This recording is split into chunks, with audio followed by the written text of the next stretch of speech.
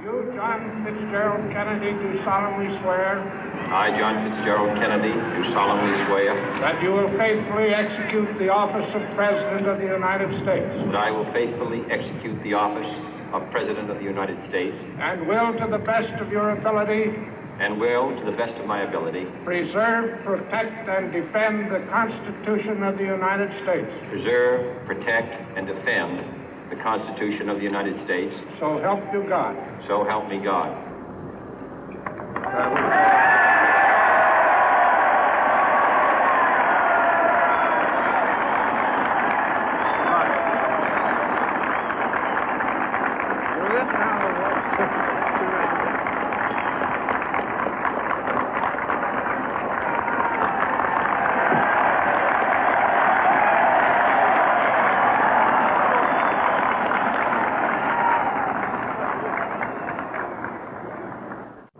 Vice President Johnson, Mr. Speaker, Mr. Chief Justice, President Eisenhower, Vice President Nixon, President Truman, Reverend clergy, fellow citizens. We observe today not a victory of party, but a celebration of freedom, symbolizing an end as well as a beginning, signifying renewal as well as change. For I have sworn before you and Almighty God the same solemn oath our forebears prescribed nearly a century and 3/4 ago. The world is very different now, for man holds in his mortal hands the power to abolish all forms of human poverty and all forms of human life. And yet the same revolutionary beliefs for which our forebears fought are still at issue around the globe. The belief that the rights of man come not from the generosity of the state, but from the hand of God. We dare not forget today that we are the heirs of that first revolution.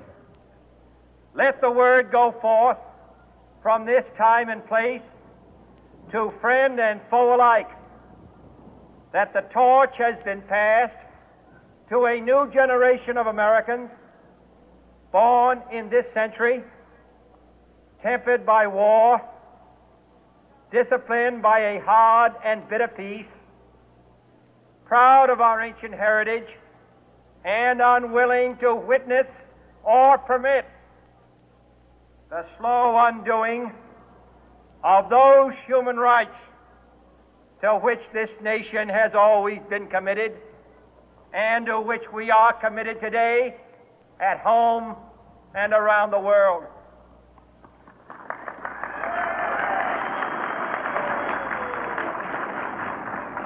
Let every nation know, whether it wishes us well or ill, that we shall pay any price, bear any burden, meet any hardship, support any friend, oppose any foe to assure the survival and the success of liberty.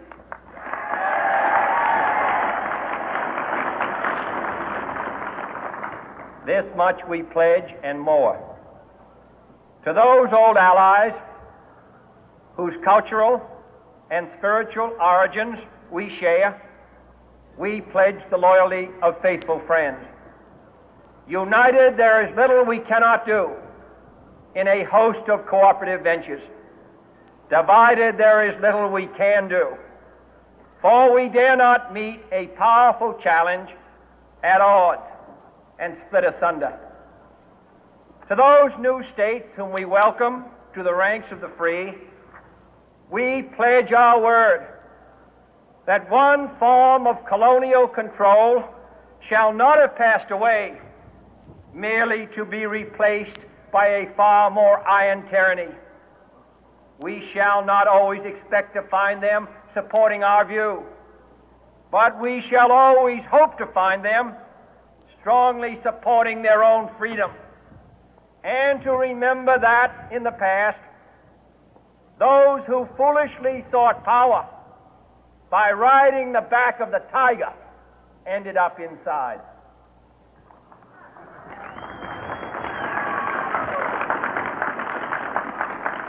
To those people in the huts and villages of half the globe struggling to break the bonds of mass misery, we pledge our best efforts to help them help themselves for whatever period is required, not because the communists may be doing it, not because we seek their votes, but because it is right. If a free society cannot help the many who are poor, it cannot save the few who are rich.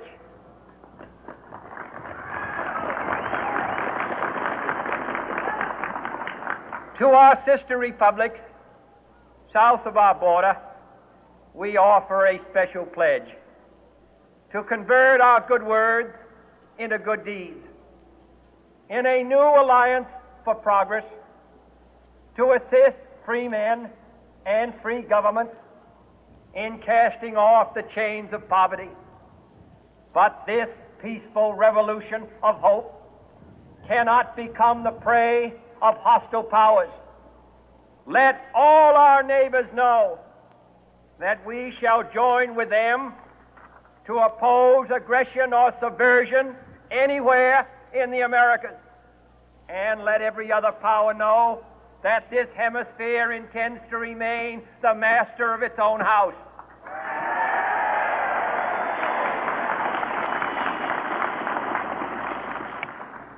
To that World Assembly of Sovereign States, the United Nations, our last best hope, in an age where the instruments of war have far outpaced the instruments of peace, we renew our pledge of support to prevent it from becoming merely a forum for invective, to strengthen its shield of the new and the weak, and to enlarge the area in which its writ may run.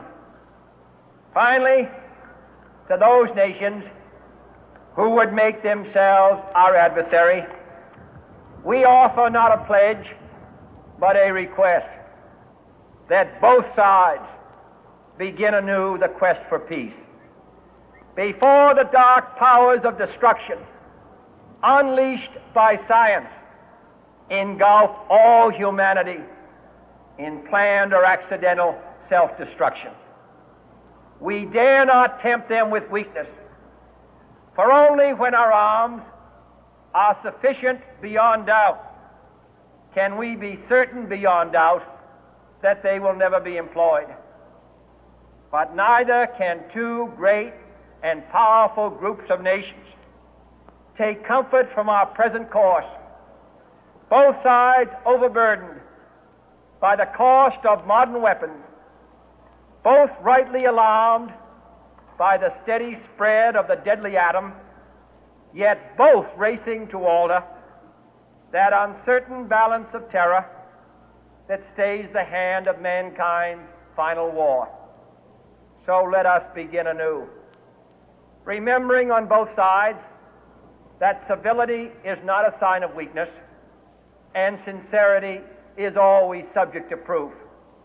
Let us never negotiate out of fear, but let us never fear to negotiate.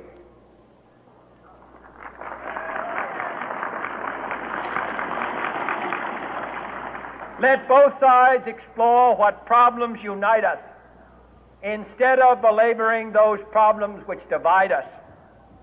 Let both sides, for the first time, formulate serious and precise proposals for the inspection and control of arms, and bring the absolute power to destroy other nations under the absolute control of all nations.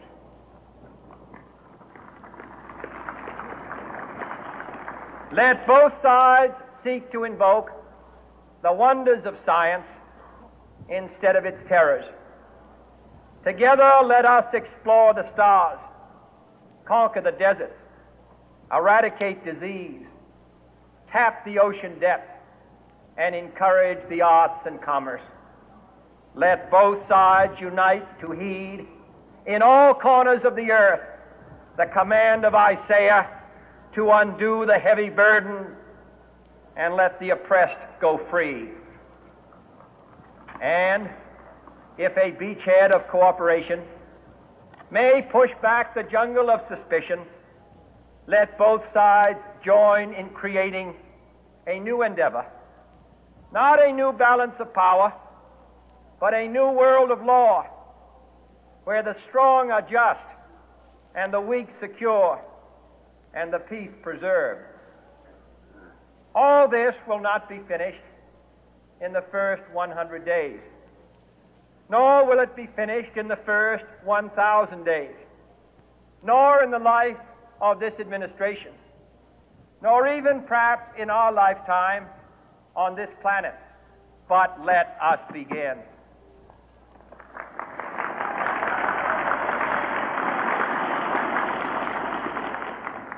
In your hands, my fellow citizens, more than mine, will rest the final success or failure of our course. Since this country was founded, each generation of Americans has been summoned to give testimony to its national loyalty. The graves of young Americans who answered the call to service surround the globe.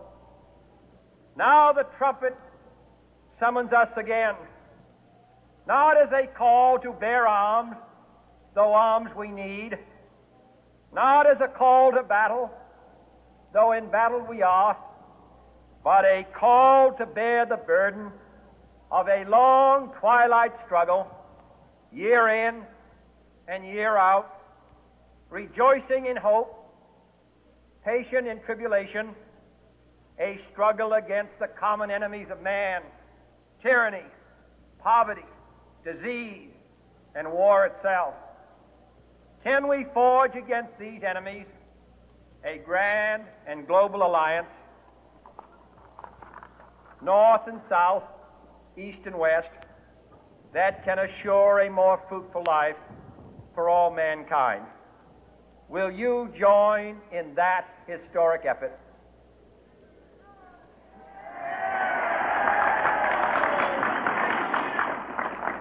In the long history of the world, only a few generations have been granted the role of defending freedom in its hour of maximum danger.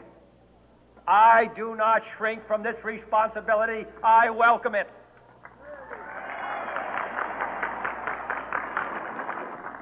I do not believe that any of us would exchange places with any other people or any other generation.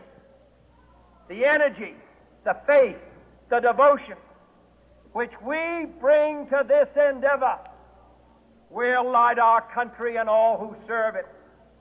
And the glow from that fire can truly light the world. And so, my fellow Americans, ask not what your country can do for you. Ask what you can do for your country.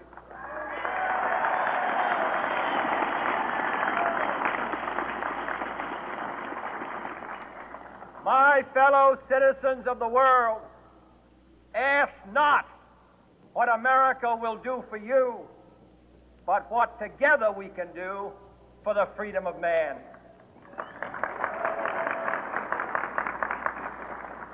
Finally, whether you are citizens of America or citizens of the world, ask of us here the same high standards of strength and sacrifice which we ask of you.